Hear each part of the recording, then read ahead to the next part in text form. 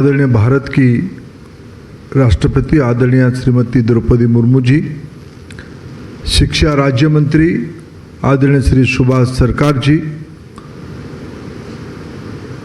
राष्ट्रपति महोदया की सचिव आदरणीय श्री राजेश वर्मा जी, सेक्रेटरी भारत सरकार की उच्च शिक्षा विभाग श्री संजय मूर्ति जी, इस 2 दिवसीय अधिवेशन में उपस्थित भारत की सभी प्रमुख शिक्षा संस्थानों की वाइस चांसलर्स, डायरेक्टर्स और हेड ऑफ द इंस्टीट्यूशंस। मित्रों, बड़े सफलता के साथ 2 दिन की इस कार्यक्रम का समापन की ओर हम बढ़ रहे हैं। कुछ समय उपरांत आदरणीय राष्ट्रपति जी का हमें सभी को मार्गदर्शन होगा। अभी जिस 5 विषयों पे हम लोगों ने आज सुबह गहन चर्चा किया, देश में राष्ट्रीय शिक्षा नीति लागू होने का और क्या कदम लेनी चाहिए, देश की शिक्षा को वैश्विक स्तर पे ले जाने के लिए उसके लिए क्या सोच होनी चाहिए, देश की रिसर्च जो एक मूलभूत आधार है उसके बारे में हम लोगों की सोच क्या है,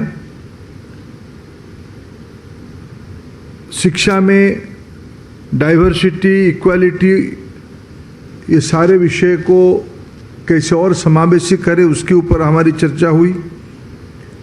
और अमृत काल में हम लोगों की योजना क्या रहेगी उसके ऊपर चर्चा हुई। 5 प्रमुखों ने बड़े संक्षेप में लेकिन बड़े प्रभावी ढंग से अपना विषयों को रखा। निश्चित रूप में जब स्वयं राष्ट्रपति जी की नेतृत्व में ये डिलीबरेशन हुई है, मैं मानता हूँ ये 5 कोहोर्ट की जो सारे करणीय बिंदु आए हैं ये भारत सरकार की शिक्षा विभाग की नीति में परिवर्तित होगा। ये भारत की बौद्धिक समाज की शीर्ष नेतृत्वों की रिकमेंडेशन से एनईपी को आगे ले जाने के लिए मदद करेगी। मित्रों, फिर भी मैं कुछ विषयों को दोहराऊंगा और 2-3 विषय आपको निवेदन करूंगा। मैंने आज 5 कोहोर्ट में खुद बैठा भी था, आप लोगों की चर्चा भी सुना, कुछ 1-2 जगह पे सुझाव भी देने का आपने कहा तो उसको भी मैंने दिया। मेरे मित्र डॉक्टर सुभाष सरकार जी भी ऐसे ही काम किए, स्वयं राजेश वर्मा जी और संजय मूर्ति जी भी आपकी डिलीबरेशन को सुने। मित्रों, हमें लगता है कि अमृत काल की कल्पना बहुत बड़ी है, क्योंकि इसी क्षण में, जैसे कल मैंने कहा था, इसी दशक की एक लंबी छलांग के कारण हम दुनिया में एक उपनिवेशवाद शक्ति रूप में नहीं, एक ज्ञान की जिम्मेवारी निभाने वाले एक शक्ति के कारण दुनिया की मानवता के कल्याण करने वाले लोग हैं। इसलिए अमृत काल की परिकल्पना, उसकी विजुअलाइजेशन, उसकी विकसित भारत में क्या क्या होगा और उसमें शिक्षा की क्या भूमिका होगी, उसकी और एक्सपेंशन होनी चाहिए। हमारे संस्थानों की कैपेसिटी क्या होगी, किस प्रकार के विषयों को पढ़ाया जाएगा, उसके लिए मानव संबल कैसे होंगे, ये सारा विषय की विजुअलाइजेशन आखिर ग्रासरूट में तो करना ही पड़ेगा, वो आपकी कैंपस में करना पड़ेगा। आपके नीचे जो राज्यों की यूनिवर्सिटी है, आपकी सहयोगी यूनिवर्सिटी है, कॉलेजेस हैं, आईआईटी कॉलेज हैं, ये सारे विषयों तक इस डिबेट को ले जाने की आवश्यकता है। मित्रों, इसके लिए अपनी क्षमता को बढ़ानी पड़ेगी। कैपेसिटी बिल्डिंग प्रधानमंत्री नरेंद्र मोदी जी के नेतृत्व की में चलने वाले सरकार की एक प्राथमिकता का विषय है। कैपेसिटी संस्थानों की बढ़नी चाहिए, कैपेसिटी शिक्षकों की बढ़नी चाहिए, जिसके आप मार्गदर्शक हो, जिसके आप खुद नेतृत्व करते हो। और इसीलिए मैंने आज फिर एक बात को दोहरा रहा हूँ, 162 इंस्टीट्यूशंस की फिजिकल और इंटेलेक्चुअल कैपेसिटी देश की 4 करोड़ उच्च शिक्षा में जुड़े हुए स्टूडेंट्स को ही इंस्पायर करेगा।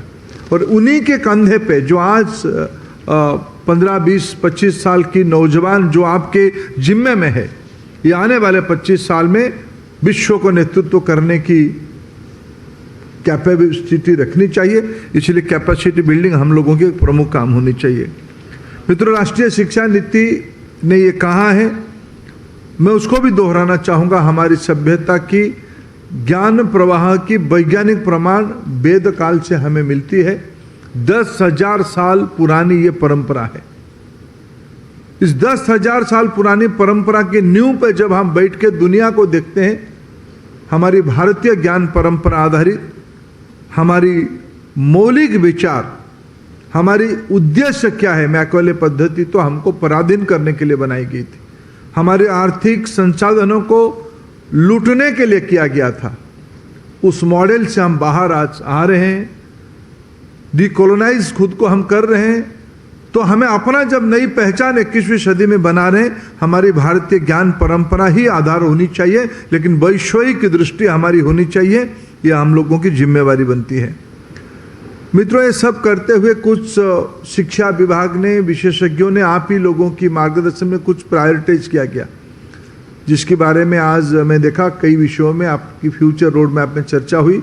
नेशनल क्रेडिट फ्रेमवर्क अनिवार्य है।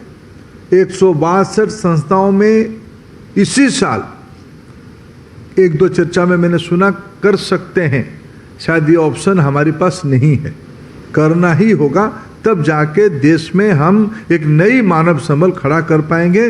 क्योंकि हमारी कामकाजी लोगों को, हमारी समाज की जो नीचे तबके में रहने वाले लोगों को अपने काम के साथ, सम्मान के साथ पढ़ाई का मान्यता देने की एक इंस्ट्रूमेंट ये क्रेडिट फ्रेमवर्क है। ये आपकी प्रायोरिटी की विषय होनी ही चाहिए। मित्रों, कई संस्था आप में वो नहीं है, लेकिन आपकी दायित्व बनते। किसी ने आज एक अच्छा सुझाव दिया, हम 162 है, देश में 50,000 कॉलेज है, देश में 1100 यूनिवर्सिटी स्टैंडर्ड्स की इंस्टीट्यूशन है। आप 10-10 यूनिवर्सिटी की जिम्मेवारी लेंगे तो देश की सारे हायर एजुकेशन इंस्टीट्यूशन की एपेक्स बॉडी आपकी दायित्व के साथ जुड़ जाएगी। एक्रीडेशन, असेसमेंट और रैंकिंग, इसकी भी कोई विकल्प नहीं है, इसमें से हमें जाना ही पड़ेगा, ये आपकी दायित्व ही बनती है। मित्रों, आज के दिनों में बिना टेक्नोलॉजी के हम एक बहुत बड़ी छलांग नहीं लगा सकते हैं। मैं ये धृष्टता बिल्कुल नहीं कर रहा हूँ कि टेक्नोलॉजी के बारे में मैं आपसे कुछ समझाऊं, लेकिन मैं आग्रह करूँगा, आपको निवेदन करूँगा, क्योंकि हमारी नई पीढ़ी को हमें एक अत्याधुनिक टेक्नोलॉजी के साथ जुड़े। ये मैं विश्व के नेतृत्व से मिलता हूँ। G20 के दौरान एक राउंड और भी मिलना हुआ। मित्रों, आप भरोसा रखिए, पूरा आप ही की योजना को, आपकी पद्धति को, आपकी प्रणाली को और आपकी टेक्नोलॉजी लीपफ्रॉगिंग को दुनिया अपेक्षा कर रही है। आपकी मॉडल आने वाले दिनों में ग्लोबल बेंचमार्क बनेगा, ग्लोबल स्टैंडर्ड बनेगा। आपकी NRF आने वाले दिनों में ग्लोबल साउथ के लिए बेंचमार्क होगा, इसलिए आपको टेक्नोलॉजी को अडॉप्ट करना ही पड़ेगा। मित्रों, कैबिनेट ने कुछ दिन पहले NRF को स्वीकृति दी है। इसी वर्षाकालीन सत्र में मैंने कल भी उल्लेख किया था, ये कानून में परिवर्तित हो जाएगी, इंस्टीट्यूशन की नई रूप ले लेगी। रिसर्च कैसे होनी चाहिए? रिसर्च हमारी आज की आवश्यकता, एक कोई साइटेशन करने के लिए नहीं, एक जर्नल में अच्छा छप जाए, हमारे इंडिविजुअल अचीवमेंट हो जाए। आप ही में से किसी ने सुझाव दिया, हमारे इकोसिस्टम में 15,000 असिस्टेंट से प्रोफेसर तक, एसोसिएट असिस्टेंट और प्रोफेसर की कम्युनिटी है। अगर ये लोग अपने परिसर की सामाजिक आवश्यकता को, वैज्ञानिक आवश्यकता को ध्यान में रखते हुए रिसर्च करेंगे, शायद हमारे देश में कोई समस्या ही नहीं रहेगा। आपने कोरोना में किया, एक एक इंस्टीट्यूशन को मैं अभी जब आंख आपसे डालता हूं, आपने मेरे को दिखाया, नहीं तो आपके बारे में मैंने पढ़ा, नहीं तो किसी ने बताया, आप ही ने तो समाधान निकाला। उस समय में कई चीज हमारे पास में नहीं थी, लेकिन आपने निकाला।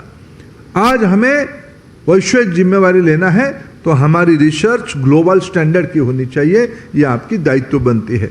आज हम परम आदरणीय राष्ट्रपति जी के सामने इस विषय को संकल्प करें। हैदराबाद में एक collective research model, glue grant आधारित IIT हैदराबाद और सेंट्रल यूनिवर्सिटी हैदराबाद दोनों की कोलैबोरेशन में भारत सरकार की अनेक संस्थाओं को मिला के ये प्रयोग किया जा रहा है। इस प्रकार की मॉडल भारत सरकार आने वाले दिनों में और करने वाला है। मित्रों, मैं अंत में एक ही बात निवेदन करना चाहूँगा। संगठन में शक्ति है, सामूहिक निर्णय में शक्ति है। आज जो परंपरा हमारे देश में रही है, आदरणीय राष्ट्रपति जी की स्वयं की उपस्थिति में हमारे देश में परंपरा रही है कि देश की शिक्षाविदों को बुला के उनसे सुने और उनको 2-4 शब्द सुझाव दे। आज जो घड़ी हम लोगों के लिए पहुंची है, कल एक अनोखा प्रयोग आदरणीय राष्ट्रपति जी ने किया। एनईपी के रिकमेंडेशन पे जो एक परंपरा भी बनाए जाने का योजना बनी है कि देश की फिलांथ्रोपिस्ट को भी बुला के राष्ट्रपति भवन में सम्मानित करना। आप जितना महत्वपूर्ण हो, उनकी योगदान भी उतनी महत्वपूर्ण है। ये पद्म से कोई कम पुरस्कार, कोई कम सम्मान राष्ट्रपति जी ने, ये कन्वेंशन कहीं विज्ञान भवन में भी हो सकता है, ये कन्वेंशन कोई एक बड़े होटल में भी हो सकता है, लेकिन ये परंपरा रही है आप समाज के सबसे महत्वपूर्ण अंग हो, आपको राष्ट्रपति जी खुद बुलाएं। ये सारे प्रायोरिटी को आप ही लोगों की चर्चा से ये सामने आई है, इसको हम जिम्मेवारी के साथ निभाएं। इसी निवेदन के साथ मैं आप सबको फिर शुभेच्छा देता हूँ। धन्यवाद।